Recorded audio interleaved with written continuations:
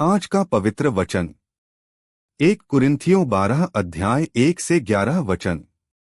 आत्मिक वरदान। हे भाइयों, मैं नहीं चाहता कि तुम आत्मिक वरदानों के विषय में अज्ञात रहो। अर्थ पौलुस कहता है कि वह चाहता है कि मसीही विश्वासी आत्मा के वरदानों स्पिरिचुअल गिफ्ट्स के विषय में पूरी समझ रखें और अनजान न रहें। तुम जानते हो कि जब तुम अन्यजाति थे तो गूंगी मूर्तों के पीछे जैसे चलाए जाते थे वैसे चलते थे। अर्थ पहले जब वे मसीह को नहीं जानते थे तो वे मूर्तियों की पूजा करते थे और अंधविश्वासों में भटके रहते थे।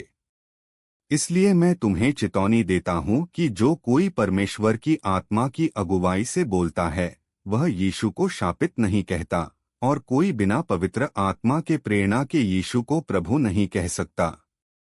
अर्थ सच्चा आत्मिक अनुभव केवल पवित्र आत्मा से आता है। पवित्र आत्मा की प्रेरणा से ही कोई यीशु को प्रभु कह सकता है। झूठे आत्मा वाले यीशु का अपमान करते हैं। वरदान तो विभिन्न प्रकार के हैं। किसी को आश्चर्यकर्म करने की शक्ति, किसी को भविष्यवाणी, किसी को आत्माओं की परख, किसी को अनेकों भाषाएं और किसी को भाषाओं का अर्थ बताना। अर्थ कोई चमत्कार करता है, कोई भविष्य बताता है, कोई आत्माओं की पहचान करता है, कोई अलग अलग भाषाएं बोलता है और कोई उन भाषाओं का अर्थ बता सकता है।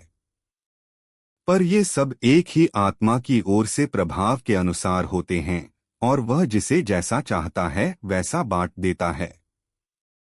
अर्थ ये सभी वरदान एक ही पवित्र आत्मा से आते हैं और वह अपनी इच्छा के अनुसार हर किसी को अलग अलग वरदान देता है। इस वचन सुनने पर परमेश्वर आशीष दे। आमीन।